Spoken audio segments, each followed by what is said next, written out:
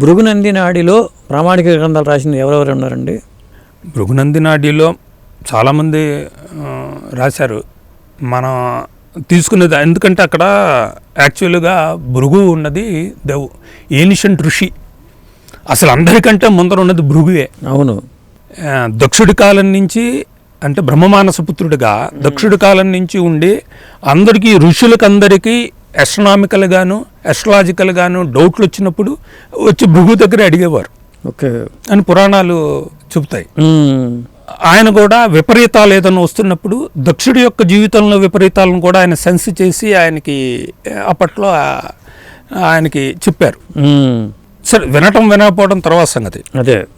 So అటువంటి ఏమిషన్ first ఋషి that who knows astrology and గ్రహాల గమ్యాలు దాని చరాలు అన్నీ చూసిన వ్యక్తి భృగు. ఆ తరువాత ఆ చెప్పిన వాళ్ళలో ఇంకా తరువాత దాని మీద బాగా స్టడీ చేసిన వాళ్ళు ఇంకా తరువాత పరంపరలో ఎవరు ఎక్కువ రాలా. తర్వాత నంది ఋషి ఉన్నారు. నంది ఋషి అదే తీసుకొని ఈ యోగాలు ఏ కాంబినేషన్స్ చెప్పారు.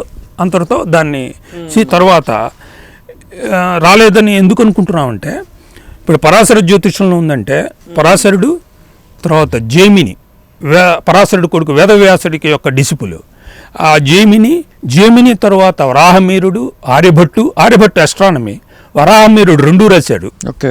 Astronomy and astrology. ఆ తర్వాత ఇంకా కళ్యాణవర్మ మంత్రేశ్వరుడు ఇంకా ఇత్యాది చాలామంది పరాశర జ్యోతిషం మీద కాలానుగుణంగా ఎన్నో పరిశోధనలు చేసి వాళ్ళ పుస్తకాలు రాసి ఇక్కడ దాకా తీసుకొచ్చారు దాన్ని. కానీ భృగునంది నాడి దగ్గరికి వచ్చేసరికి అటువంటి పుస్తకాలు మనకు ఎక్కడ అటువంటి మనుషులు కానీ అటువంటి పుస్తకాలు కానీ మనకు ఎక్కడ రాలేదు. ఆర్జీరావు గారు వచ్చిన తర్వాత దాన్నంతా క్రోడీకరించి అంతా సంగ్రహించి అవన్నీ తీసుకొని ఆయన ఒక పుస్తక రూపంలో ఒక సూత్రాలు భృగు సూత్రాలు అని కానీ భృగునంది నాడి ఈ 2 కలిపి ఇవన్నీ కలిపి ఒక దిశానిర్దేశం భృగునంది నాడిలో ఎలా వెళ్ళాలి అనేది మనకు చెప్పిన ఆధునిక ఋషుల్లో ఆయన ఆర్జీరావు గారు. ఆ తర్వాత ఇటు మీకు నార్థన్ సైడ్ దాన్ని అందిపుచ్చుకొని ఒకళ్ళిద్దరు వెళ్ళారు. పటేల్ గారని ఎవరో వెళ్ళినట్టున్నారు, సిహెచ్ పటేల్ అని. ఇట్లా కొంతమంది వెళ్ళినట్టున్నారు. కేఎన్ రావు గారు కూడా దాన్ని టచ్ చేశారు. ఆయన కూడా కానీ మెయిన్గా కృషి చేసింది, దిశానిర్దేశం చేసింది, ఘంటాపదంగా చెప్పగలిగింది ఇది అని చెప్పగలిగిన వాడు ఆర్జీరావు గారు. ఆర్జీరావు గారిని తీసుకుని ఇప్పుడు నార్దరన్ నాడీ అస్ట్రాలజర్లు అందరూ ఆయన పంతాన్ని అనుసరిస్తున్నారు చాలా మంది. మీరు ఇప్పుడు చాలా వరకు చెప్పారు. మీరు చెప్పినట్లు అందులో నేను ఏకీపిస్తాను. కానీ తాళపత్రాల మీద జాతకాలు రాసి ఉండటం అనేది వైశేషం గోయిల్లో చెప్తూ ఉంటారు. దాని మీద మీరు ఏమైనా స్టడీ చేశారా, రీసెర్చ్ చేశారా? తాళపత్ర గ్రంథాల నాడీ శాస్త్రం గురించి నాకు అది ఐడియా లేదు. దాని గురించి నేను ఇప్పుడు చదవలేదు. కాదు ఉందని తెలుసు. అది specific to that area only. అది మళ్ళీ మనం అభ్యసించేది ఏం లేదు. కొంతమంది ఏమంటారంటే పంజాబ్లోని హోషియార్పూర్లో, హర్యానా దగ్గర హోషియార్పూర్లో భృగునాడికి సంబంధించిన గ్రంథాలు, ఒరిజినల్ గ్రంథాలు ఉన్నాయి అంటారు కొంతమంది. మరి తంజావూరు లైబ్రరీలో నేను వెతికాను కానీ అక్కడ కనపడలేదు. వైదేశం కోయిలు చెప్పేంత ఫేక్ అని చెప్పన్నారు. అది సార్ భృగునంది నాడికి సంబంధం లేదు. అది ఏంటంటే రాసే గ్రంథాలు, అది నేర్చుకునేది ఏం లేదు. అదే ఇప్పుడు తరతరాలుగా కొంతమంది ఇచ్చిన ఎసెట్ అది. వాళ్ళ ఇన్స్టిట్యూషన్తో వాళ్ళు ఇచ్చిన ఎసెట్, ఆ ఎసెట్ని వీళ్ళు కొనసాగించుకుంటున్నారు. అదే, అంతకని దానికి నేర్చుకునేది ఏం లేదు. వాళ్ళు చెప్పంగానే వెళ్తారు, ఒక తాళపత్ర గ్రంథం తీస్తారు. ఈ విషయం అక్కడ ఉంటుంది, చిత్రగుప్తుడి లెక్కల ప్రకారం అన్నట్టు ఉంటుంది అక్కడ. అదే. సో అందులో ఉండే విశేషాలు అందులో ఉండొచ్చు, మనం నేర్చుకునేది కాదు. ఎంతవరకు నిజం అనే దాని మీద మీరు వాకప్ చేయడానికి ప్రయత్నించాలి. ఎందుకంటే మనకు దృష్టి ఎట్లా ఉంటుందంటే ఒక విషయం గురించి ఒక శాస్త్ర ప్రకారంగా ఒక క్రమ పద్ధతిలో నేర్చుకునే విధానానికి మనం వెళ్ళగలం. అవును, లాజిక్ ఆధారంగా ముందు లాజిక్ కావాలి. లాజిక్ మనకు అందకపోతే అక్కడ మైండే వెళ్ళదు అసలు. అవును, లాజిక్ ఆధారంగా నేర్చుకునే విషయాలకు వెళ్ళగలం. అక్కడ లాజిక్ ఉండదు. అదే ఇప్పుడు చాపమంది వేస్తారు, లేకపోతే ఇంకోటి కొంతమంది ఈ వెనకాల నొప్పులకి చేస్తారు సిద్ధ ప్రక్రియ.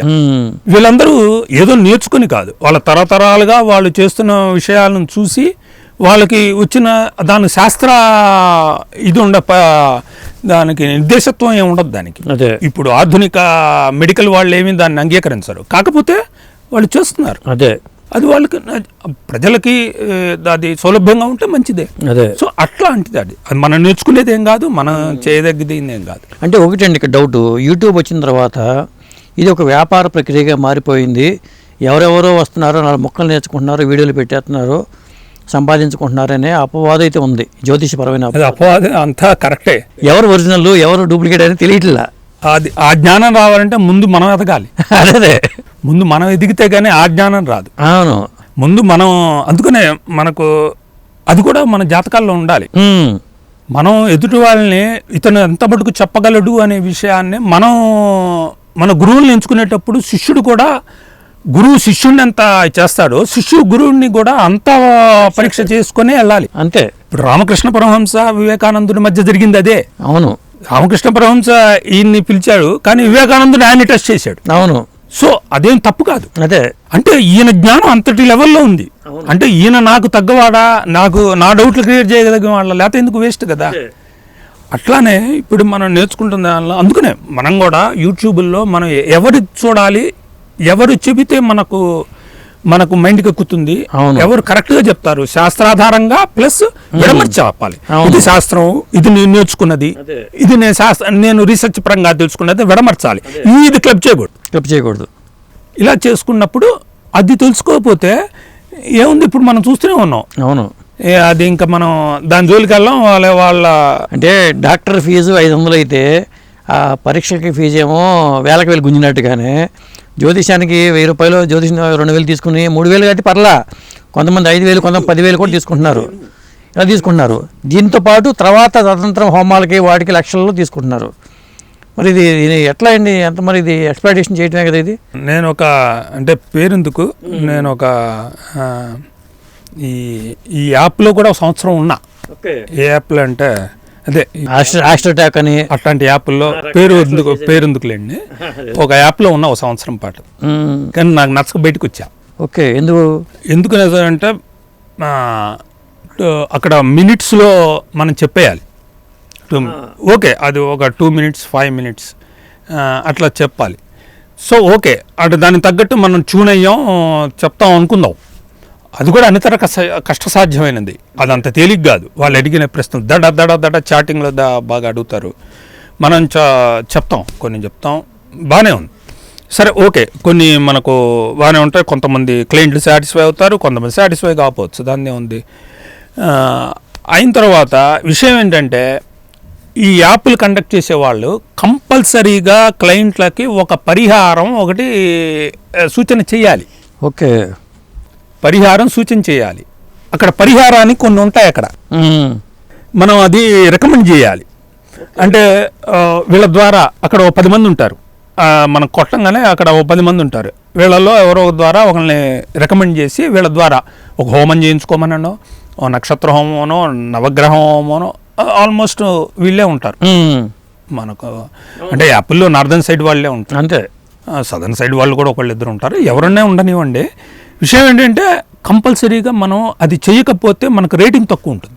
ఓకే, అంటే అక్కడ ఆదాయం విపరీతంగా వస్తుంది. అది ఎట్లా రికమెండ్ చేసి దానిలో మీరు కమిషన్ తీసుకొని మీరు కూడా ఆర్జించుకోండి అనేది వాళ్ళ అభిప్రాయం. అవును, అంటే అటు స్వామి కార్యం స్వకార్యం వాళ్ళకి మనకి అందరికీ ట్రయాంగులర్ అన్నమాట. అదే, అంటే మేనేజ్మెంట్ చేసేవాళ్ళు, రికమెండ్ చేసేవాళ్ళు, ఇది ట్రయాంగులర్. విషయాల్లో అయితే అది ఎక్కువ చేసేవాళ్ళకి రేటింగ్ ఎక్కువ వస్తుంది. మనం ఏంటి, అనవసరమైన పరిహారాలు ఎందుకు, హోమాలు దగ్గరికి వెళ్ళేది లాస్ట్ పాయింట్లు. అది అన్నీ మనం ఏం చెప్తాం, సింపుల్గా చెప్తాం. మనకు కలియుగంలో మనకు అన్నిటికంటే సులభతరంగా భగవంతుడిని ఆశ్రయించదగ్గవి స్తోత్రాలు, నామజపాలు, ప్రదక్షిణలు, గుడి దర్శనాలు, ప్రముఖ గుడు క్షేత్రాల దర్శనాలు, ఆ మూర్తుల దర్శనాలు. ఇవి మనకు కలియుగంలో ముందర అసలు ప్రాథమికంగా మనం చెప్పదగ్గలేదు. కొన్నిటికి విష్ణు సహస్రనామ స్తోత్రం, కొన్నిటికి సుబ్రహ్మణ్యేశ్వరుడు, కొన్నిటికి రుద్రాభిషేకం, కొన్నిటికి వినాయకుడి పూజలు, ఒకరోజు ఉపవాసం, ఇట్లాంటి కొన్ని పరిహారాలు చాలా సింపుల్గా మనసుని కేంద్రీకరించుకోవటానికి తగ్గ ఉపాయాలు మాత్రమే నేను ప్రాథమికంగా ప్రిఫర్ చేస్తా. ఓకే. హోమం ఇప్పుడు మృత్యుంజయ హోమము, గణేష హోమము, లేకపోతే సుదర్శన హోమం, లేకపోతే పాశుపతంలో రకరకాల ఉన్నాయి పాశుపతాలు, ప్రతిదానికి ఒక పాశుపతం ఉంటుంది. ఓకే. అటువంటి పాశుపత హోమాలు ఇవన్నీ చెప్పుకోవచ్చు, కానీ అవన్నీ అవసరం లేదు కదా, ముందరే అవసరం లేదు. మనకి అక్కడ ఉన్న సమస్య ఏంటి, ఎంత సమస్యతో పోతుంది, అదే ఇప్పుడు ప్రాథమిక అని చెప్పడం వల్ల మనకు రేటింగ్ ఉండేది కాదు మిగతా వాళ్ళతో. అవును. దీని గురించి నేను టైం వేస్ట్ చేసుకొని నేను ఊరికనే పొద్దు నుంచి ఎప్పుడు కాల్ వస్తుందో ఆన్లో పెట్టుకోవటం, కాల్ చేసుకోవటం, వచ్చిన వాటికి చెప్పటం, ఇవన్నీ ఎందుకు వచ్చింది కూడా అని నేను బంద్ చేసేసాను.